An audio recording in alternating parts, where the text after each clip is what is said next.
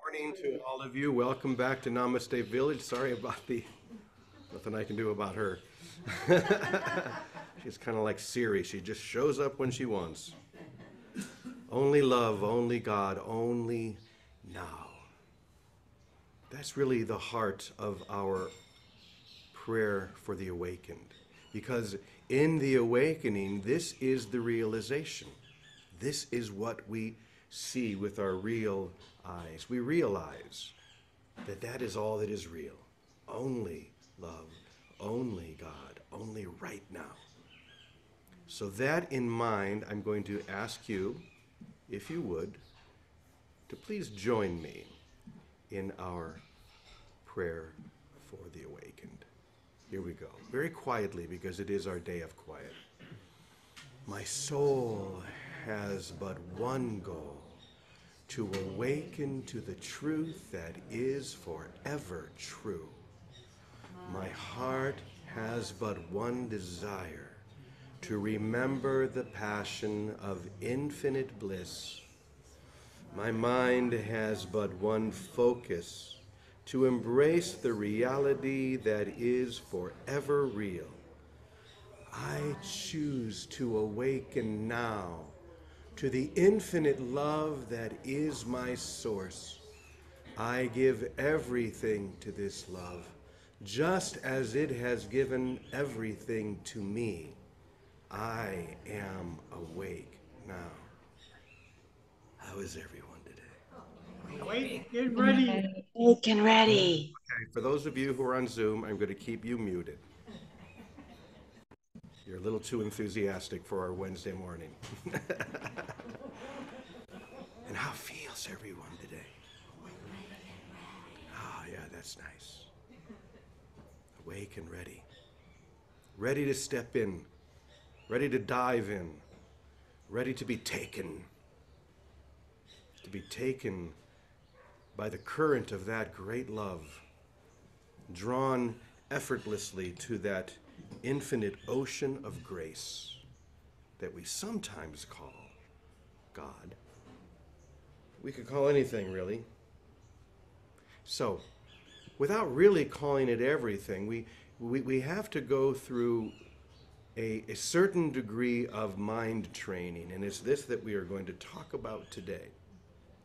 And as I said a couple of days ago, I recognize that not everyone here at Namaste is a student of A Course in Miracles. But you can still sing, can't you? You can still dance for 2 minutes, can't you?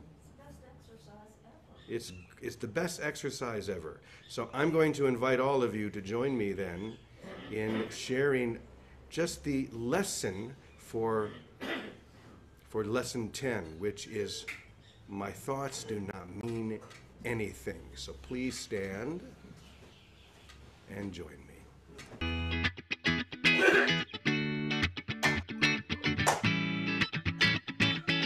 can say this one loud. Lesson 10 from A Course in Miracles. My thoughts do not mean anything. My thoughts do not mean anything. My thoughts do not mean anything. My thoughts do not mean anything. My thoughts do not mean anything.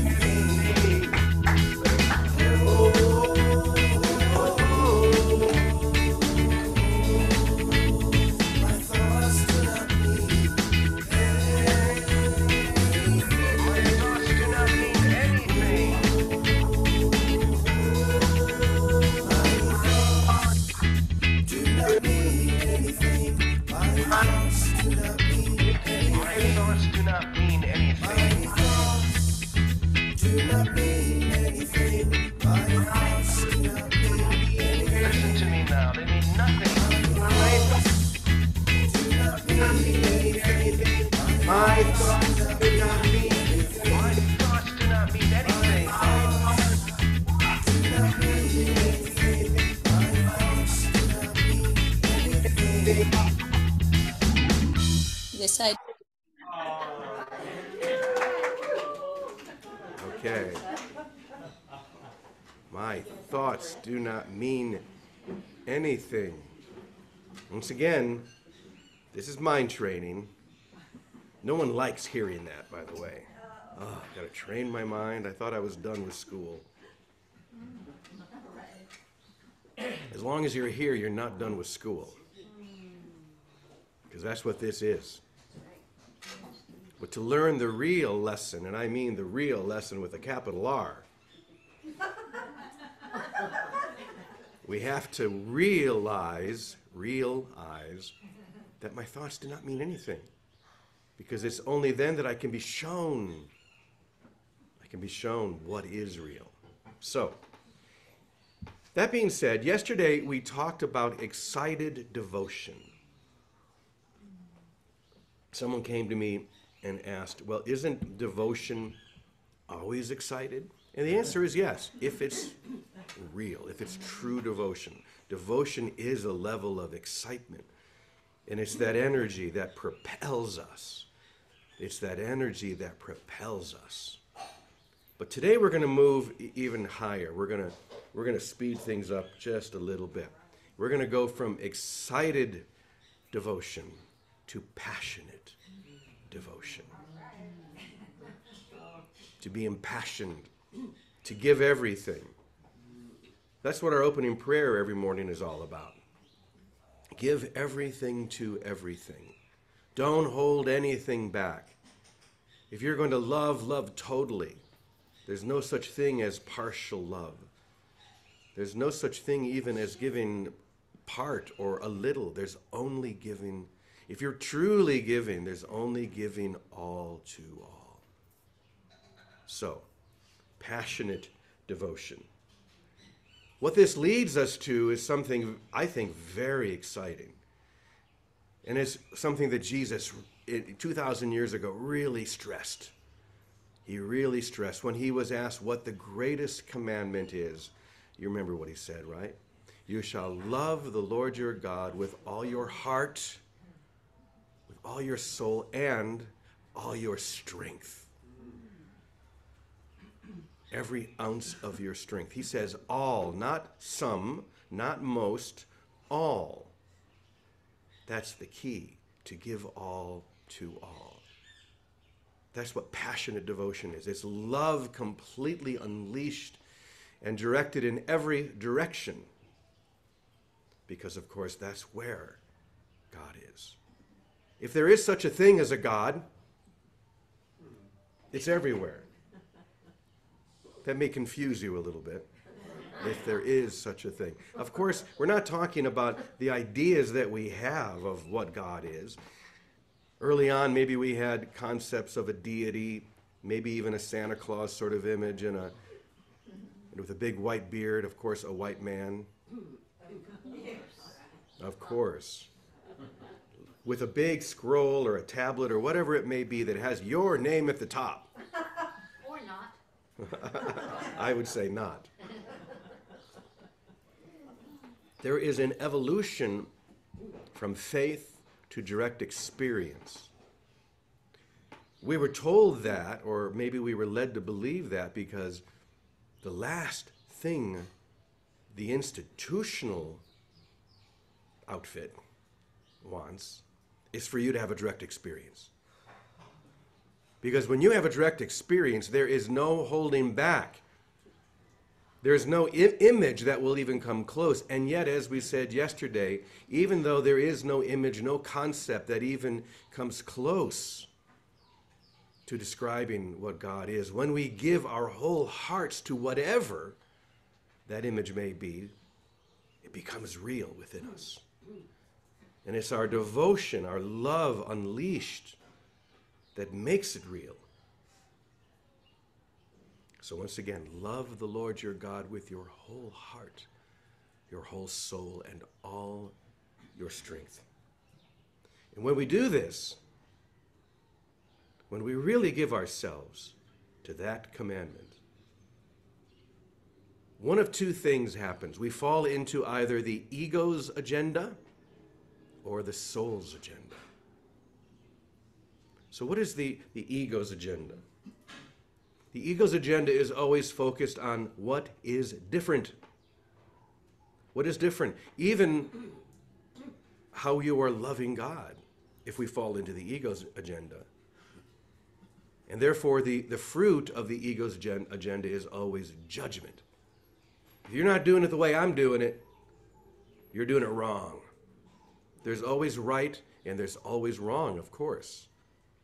If I'm right about the way that I'm doing it and you're doing it in a different way, guess what? And I don't realize how trapped I am.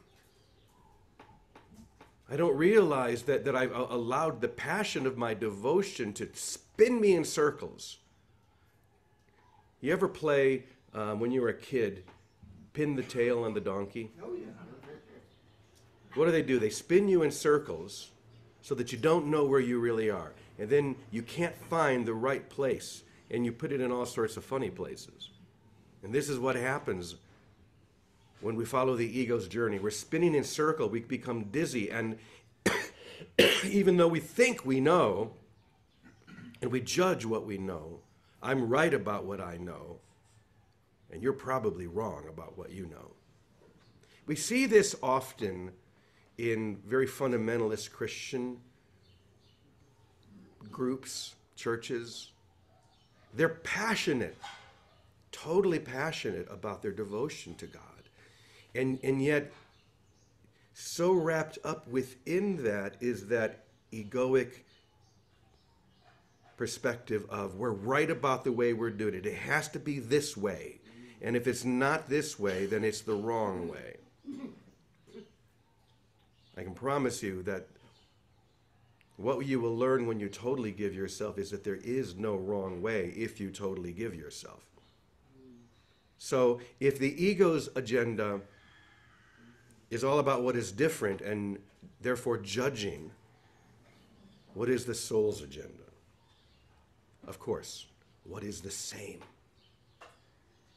It sees only what is the same and it loves. It doesn't judge. There is no judgment within the soul's agenda. There is only love. And this is the key. It doesn't matter if you're worshiping Krishna. It doesn't matter if you're following whatever it is you're following. Just give everything to that. Give all of your love, all of your heart, all of your strength. And you'll fall right in to the soul's agenda where there is only freedom. In fact, you can really feel the difference. If you were to enter into that space of the ego's agenda where you're judging everything, you have to do it in a certain way. It feels constricting, doesn't it? It feels like there are chains around you. You feel heavy. It's very different with the soul's agenda. When we follow the soul's agenda to only love, to only see what is the same. And it doesn't even matter to me how totally you are giving your passion to the divine. Because all that matters is that I see that in you. And that I see that in everyone. That's how we give our passion. That's how we see everything as the same. I don't care how you do it, just do it. Love God with your whole heart, your whole soul, and with all of your strength. Of course, the second part of that, and love your brothers and your sisters as yourself. I'm pretty sure someone like maybe Larry can tell me that the first part, clearly, he's borrowing from, is it, do you know what book that comes from in the Old Testament? I'm sorry? Deuteronomy. So he's quoting Deuteronomy, but I'm pretty sure that the second part is not in Deuteronomy. Is that correct? You love the Lord your God with all your heart, all your strength, all your soul, and all your strength, and love your brother as yourself. It says, I give you a new commandment. Right, I know that's in the New Testament. I'm talking about Deuteronomy. I don't think that's in, so Jesus added that. I give you a new commandment. Right. Don't stop there. Because if it stops there, it's theoretical. But if you use this as a practice of loving one another, which is really the only message that he had 2,000 years ago and today, Love one another with your whole heart, your whole soul, your whole strength. And in doing so, you are loving God in the same way. Once again, you can't stop. Because if you do, then you can fall. It's like a precipice. You can fall very easily off that cliff into the ego's agenda of judging. Well, you're not doing it the same way I'm doing it. And this falls right in line later when Jesus said, I give you, he says it again, I give you one commandment. This is the only thing I'm telling you to do. Love one another as I have loved you. Love one another without condition. Love one another as I love you. Once again, as we started, this takes mind training. Because our mind has adopted the opposite of what we need to break those shackles and to rise.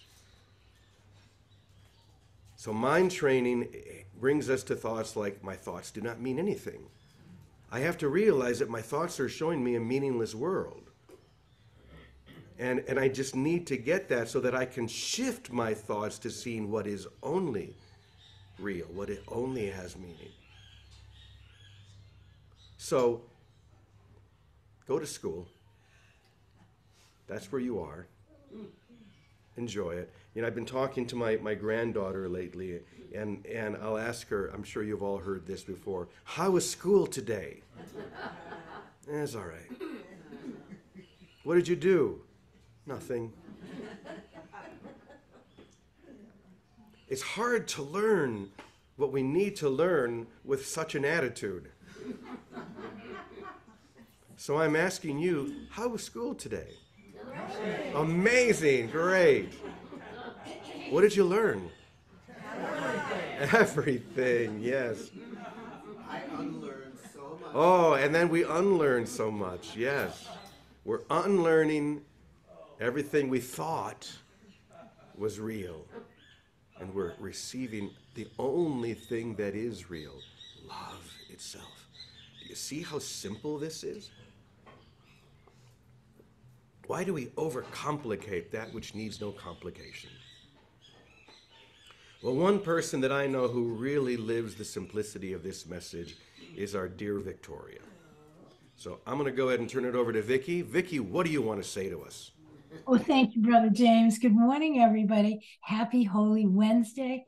I can't wait to see what Wednesday has in store. It's always got a special message because we're especially listening. So I don't know what that is yet, but as you were speaking, I'm so practical. It's true, I'm very simple. So, this year I live in a new place and no one knows me, which I'm finding wonderful and fascinating because I have no story to tell. I just show up everywhere, wherever I feel called. It's easy to live by inspiration when there are no external expectations of you. So that's good. And my only rule is only love, only God, only now. And the place that I see practically the love and the reality of the light that we are is in the brother in front of me. That's my focus. I've been given that focus, at least right now in my life. Other times there have been other focuses. So I realized, this week, or the last few weeks, there is a little lady. She's 87 years old.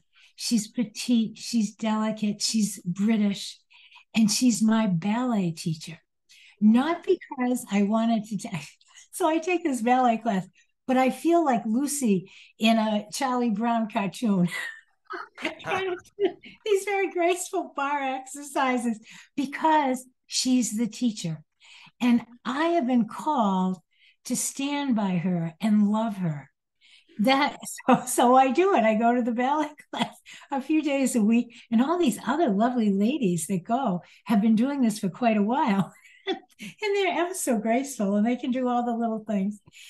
But I enjoy it so much because I am I'm witnessing Christ in action, because what she does with all her heart. And here she is at this age, she has as much passion as she did probably 50 years ago when she first had her dance school or dance studio. She just puts her whole self into everything, into caring for each one. She cares how I point. She cares if I'm going this way or this way, not because she's trying to correct me. It's because I can feel it. It's a communion. She loves, not that she loves me or the other ladies. She loves. And I was realizing as you were speaking, James, if I were at in Ahihi at Namaste, and Augustine offered a course in learning how to garden with him, I'd go learn to garden. Why? Because I can witness his holiness in everything he does. When I'm there, I usually just watch him because I love watching someone that abides in presence and gives fully of themselves. And it calls us, it calls me. Maybe there's other places too, but this is the place I can recognize it. And I figure as long as I recognize it, it doesn't matter which form it takes. But I'm really being captivated by the form it takes with each other. And then I like last night's pizza night here with a bunch of the girls from the pool. And they're sometimes a rowdy bunch. They're not like my Quincy pool girls. They're more, I don't know, expressive, I would say. So in many ways. And so I go, and not because it's pizza night, so we have pizza. I do like pizza, but I go because I love them. I love them, and it's so wonderful to be with anyone, have no agenda except to listen to them and love them. And if an answer or a question comes up, to answer ever so simply, not with some big spiritual anything, just ever so simply, because what we bring to the table wherever we go, if we are in the awareness of ourselves as love, we bring that love to the table. And the conversation is a conversation of love and holiness, no matter how rowdy it may seem, no matter what anybody's saying or doing. The grace that any one of us can bring, it's like bringing a candle into a dark room. Literally, it lights everything up. But then it doesn't just light everything up, it lights everyone up as well, because everyone is attracted to love, no matter what we call it. And it's like everything else, none of it means anything until we go out and do it. So I've been really appreciating this time. I don't think ever in my life I've been in a time and space where I didn't know anybody unless I was on vacation somewhere for a couple of weeks. But in general, I've never lived a life so that no one knows that I do spiritual things. No one knows anything. They don't know anything. And all I care to do is be with each one for no reason. There's a lesson in the course that says, love is the way I walk in gratitude. And that's what this is. Love is the way. And the effect of walking the way of love is nothing but gratitude. I'm just grateful. I'm grateful for everyone I bump into. I'm really grateful that love is the way, and that way opens with ease when we follow it. And as soon as we have a bump in our mind or an exception, then we've left the way, that's all. And then it's immediate re-entry back. No big deal, no punishment, no penance.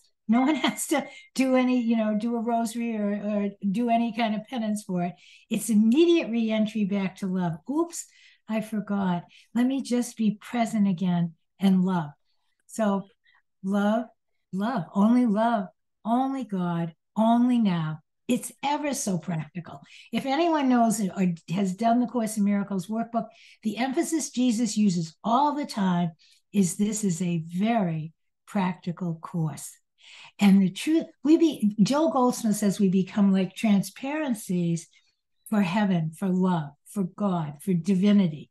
Our holiness, our body and our whole world no longer interferes.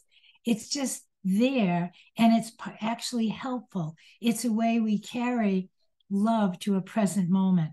So I don't know. I'm particularly enjoying her name is Kate, my ballet teacher. And it's just funny because, I'm kind of like a round brown in this little delicate dance class with all these little ladies. But the love that compels me to be there, and it's irresistible. That's all I can say. As it is every day, if we notice where is love calling us, and it's natural, it's organic. We don't have to go excavating for it.